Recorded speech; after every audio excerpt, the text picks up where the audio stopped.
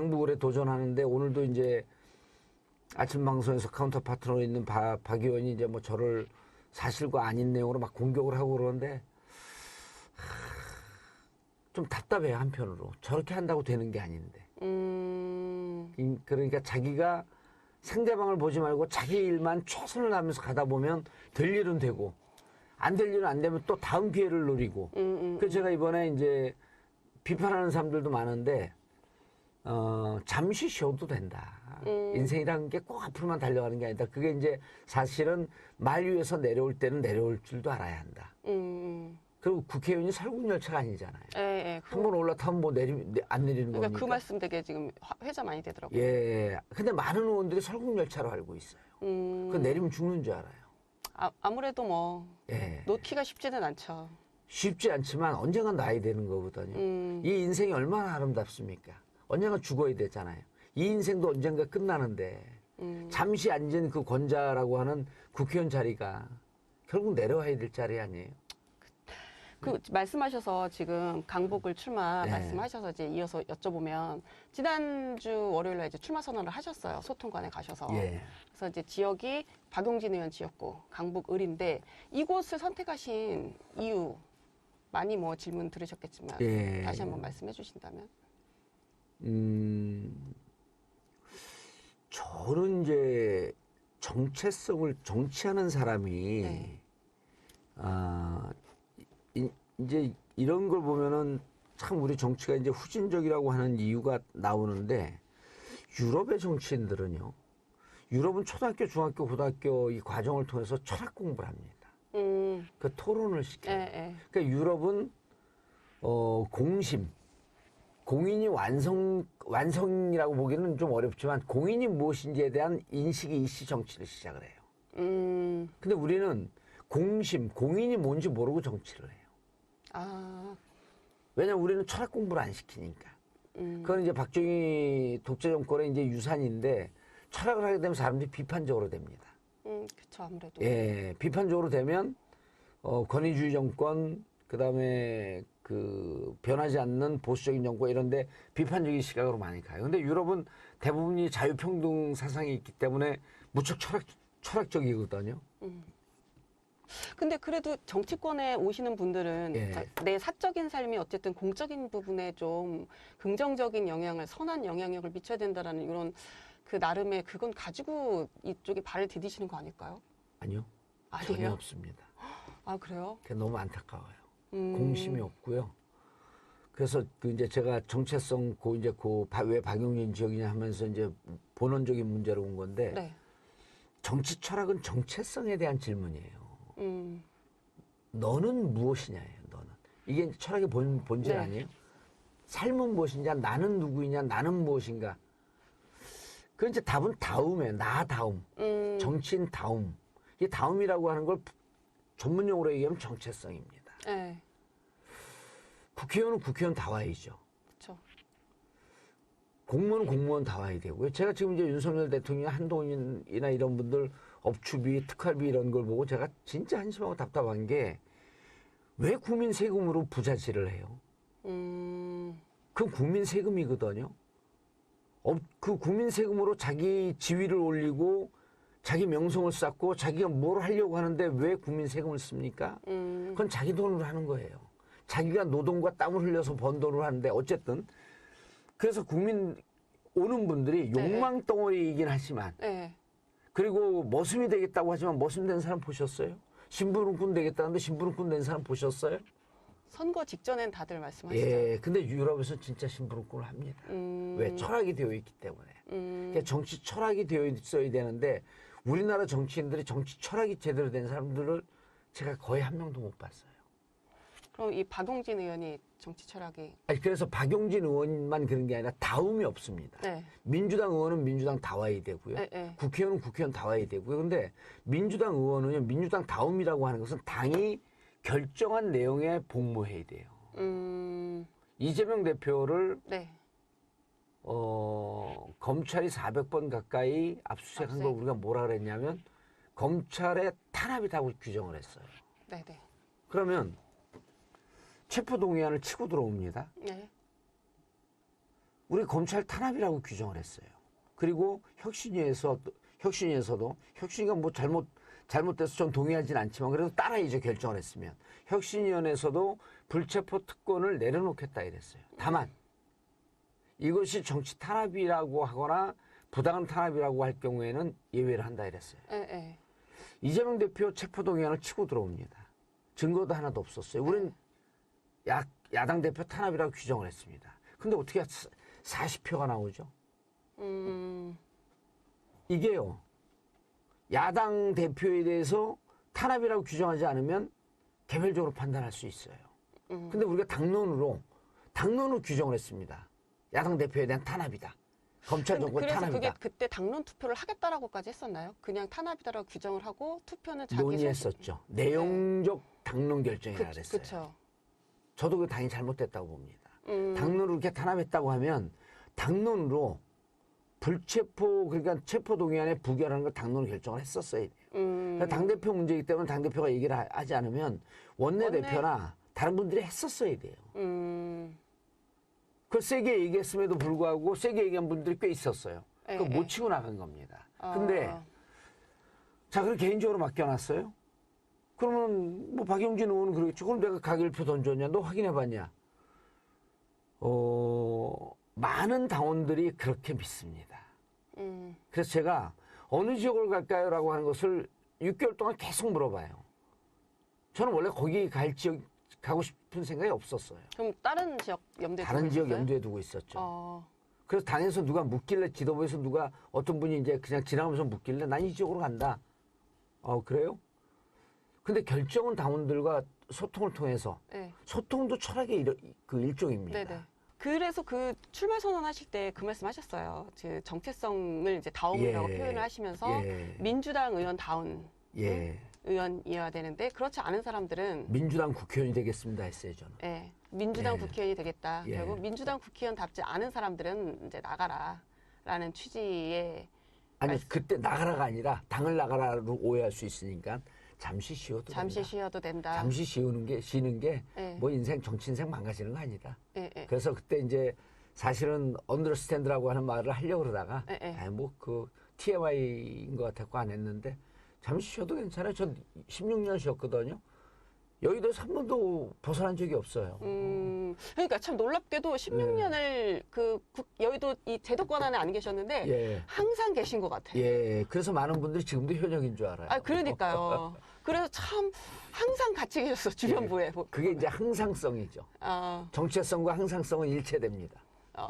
아니 그러면 출마 선언을 하시기 전에 뭐 박용진 의원에게 전화 한번 하셨나요? 출마 선언 한 날 전화했어요. 출마 선언 한 날. 그랬더니 입장을 밝히겠다고 한 게 제가 완전 무죄된. 그리고 그 얘기를 하면 본인이 허위사실 공표로 명의 그 선거법 위반이 될 수 있는 가짜 미투를 정봉주의 미투는 녹록지 않다 뭐 이런 취지의 발언을 공개적으로 하신 것 같아요. 위험합니다. 제가 문제 제기를 어떻게 할지는 모르겠지만 할지 안 해야 아마 당에서 문제 제기 할 것 같아요. 그러니까 지금 오늘 말씀하신 그 얘기를 했던 그 방송에서 뭐라고 박용진 의원이 그러셨냐면 신종 철새다 이렇게 말씀을 하시더라고요. 그분이 잘 모르는 게 있어요. 국회의원은 국가대표를 뽑는 거거든요. 조기축구 대표를 뽑는 게 아니에요. 지역 연구 따지는 국회의원이 제일 답답한 일입니다. 지역 연구 따지는 이유는 지역을 잘 알아서 지역 공약과 지역 민원을 해결하겠다라고 하는 취지거든요. 그건 지역에 가면요 3개월에서 6개월은 금방 합니다. 근데 대부분의 의원들이 지역 연구로 따지는데 그러면 국회의원은요 이렇게 돼야 돼요. 내가 강북을에 출마하려면 강북을에 주소지를 가진 사람만 해야 돼요. 그러지 않잖아요. 제주도가 주소가 있어도 국회의원 출마 자격은 전국 어디서든 다 됩니다. 그쵸. 이 뜻은 국회의원은 국가대표를 뽑고 국정을 하는 사람을 뽑는 거예요. 그리고 그중에 일정 정도 시간을 국가 예산을 갖다가 지역 발전에 도움이 되고 지역민들의 민원이 있으면 정책적으로 반영해서 해결을 하라는 거죠. 메인은 국가 일입니다. 뭐 어쨌든 20대가 20대를 무조건 잘 대표하는 게 아니라 20대를 잘 대표할 사람이 있다라면 그 사람이 뭐 그 사람 나이와 상관없이 그럼요. 대표할 수 있다라는 그들의 시대 정신을 이해하는 거죠. 우리 것처럼. 국가의 정책과 정신과 지향을 이해하는 게 국회의원이죠. 예를 들어서 신종철세라고 하는 거는 무슨 뜻으로 하는지 모르겠는데 지역을 옮겨갈 수 있거든요. 국회의원은 지역 옮겨 다닙니다. 그렇죠. 예. 옮기시기도 하죠. 그렇죠. 지금 우리 당에서 논의되고 있는 동일적 3선 의원들의 동일적 3선 출마 제안하게 되면 험지로 가라 그래요. 그럼 당에서 고의로 인위적으로 철새를 만드는 건가요? 아니잖아요. 그게 나온 게 그건데 좀 말씀드리면 그 출마를 놓고 2차 자객 출마다 이런 얘기들이 이제 언론에서도 나오고 그러잖아요. 그러니까 그거와 맥락을 같이 해서 말씀을 하셨던 건데 2차 자객 출마요? 예.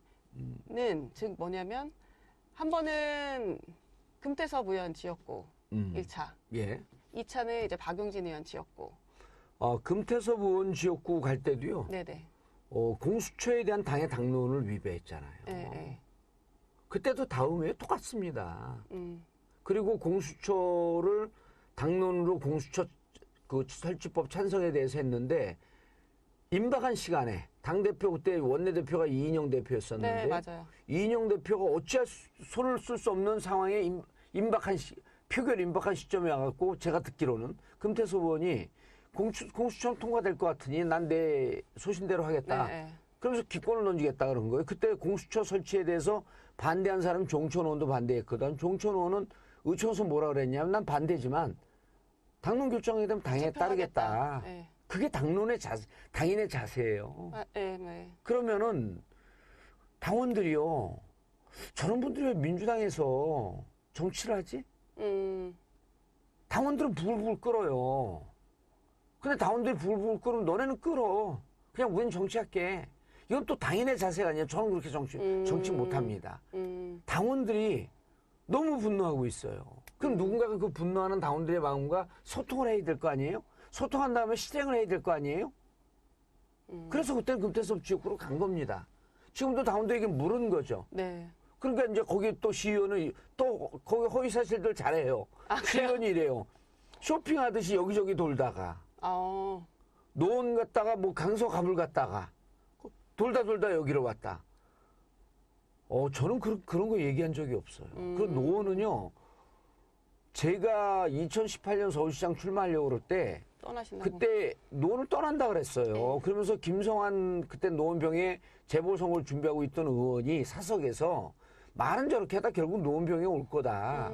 그때 제가 또 이런 얘기를 합니다. 정봉주를 너무 뜨문뜨문한다. 한 번 뱉은 얘기는 약속을 지킨다. 노원은 이미 내가 떠난 것이고 노원에 다시 돌아가는 내 인생의 퇴행이다. 퇴보 내지 퇴행이다. 난 안 한다 그런 거. 그거 안 갔잖아요. 약속을 지키신 거. 예.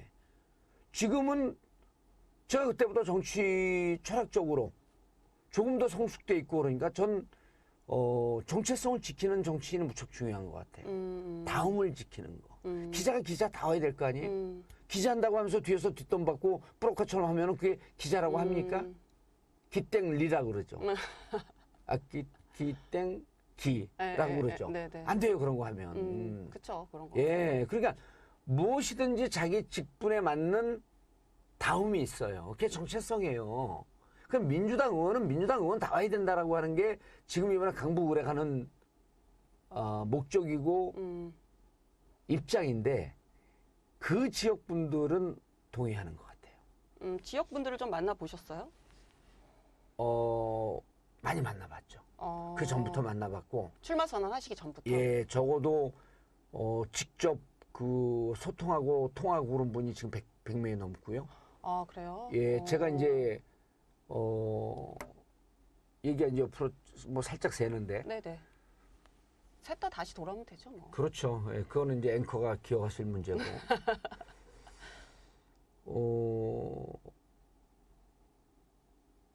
작년 2022년 재작년이죠. 3월에 지방선거를 앞두고 당원 명부를 나눠준 걸로 알고 있어요. 네. 강북을 같은 경우 3,000명이 채 안 되는 걸로 알고 있습니다. 그러면 그때까지 당원 명부를 박용진 의원은 갖고 있잖아요. 네. 도전하는 사람은 그 당원 명부조차도 없습니다. 이게 기울어진 운동장이고 비대칭 대결을 만드는 거기 때문에 이거 잘못됐다고 몇 번 지적을 해도 당이 바꿀 길이 없습니다. 왜냐하면 개인정보니까 또 노출시킬 수도 없어요. 그렇죠. 지역위원장은 당원 관리해야 되거든요. 그러니까 저는 당원 영명을 갖고 들어간 거예요. 그럼 이제 제가 인지도가 박용진 의원이나 그보다도 좀 낮고 온라인으로 이렇게 활동할 수 있는 공간이 있기 때문에 저는 저 나름의 정치를 16년 동안 했던 거거든요. 네네. 그래서 제가 온라인을 통해서 전화번호를 공개를 해요. 강북을 당원 여러분 문자 주세요. 너무 많이 와요. 어느 정도 모였나요? 그 숫자는 지금 공개할 수가 없습니다. 아, 전략상. 예. 네네. 그리고 제가 박용진 의원을 봤더니 쿨한 매치를 하는 스타일이 아니에요. 아, 그래요? 왜 어떤 바로 오늘 방송에서도 오늘 방송에서 허위 사실을 갖고 저를 공격을 하잖아요. 아, 자격 예. 논란 제기하신 거. 예, 허위 사실 갖고 공격하잖아요. 검증위 가서도 저 갖고 막 사람들 검증위원들 만나고 막 얘기하고 그랬어요. 근데 어쨌든 그래서 깜짝 놀랄 정도로 많은 분들이 와서 전화를 지금 드리거든요. 아, 네. 격려 문자 온 분들도 있는데 당원이라고 하는 분들이 무척 많이 있는데 들어오는 숫자를 전화하는 숫자 제가 하루에 대여섯 시간 뭐 이제 오랫동안 전화하는데 네. 전화하는 속도가 들어오는 속도를 못 쫓아가요. 그래서 당원 명부를 박용진 의원이 갖고 있지만 두렵지 않다. 해볼 그러면서 만하다. 이제 그분들하고 통화를 하면서 얘기를 네. 해보잖아요. 깜짝 놀랐어요. 지난 8년 동안 무슨 정치를 한 거지? 거기서부터 어렸을 때부터 20대 후반부터 정치를 했다고 하면 네. 근 40년, 20년을 한 건데 네, 네. 와, 놀라울 정도의 평가예요. 아, 그래요? 아니, 왜 당대표 후보 그 경선에도 나가고 뭐 해서 되게 조금 지역을 잘 다졌다라고 생각을 했는데 그렇지가 않은가 보네요. 송 기자님하고 저하고요. 네. 이제 이렇게 같이 취재하는 입장, 정치인 입장에 있다가 우호적으로 잘 취재하고 그러다가요. 네. 아주 미세한 거로 마음이 상합니다. 그러니까 메인 디쉬로 밥맛이 배리진 않아요. 반찬에 그 김치 쪼가리 하나 나왔는데 그 김치에 뭐가 살짝 묻었어. 그럼 이 전체 밥상의 밥맛이 다 떨어지는 겁니다. 무슨 말씀이냐면 박용진 의원이 당대표 나가고 네. 박용진 의원이 대선 나간 거 지역 주민들이 이렇게 생각해요. 안물 안궁. 그거는 메인 디쉬입니다.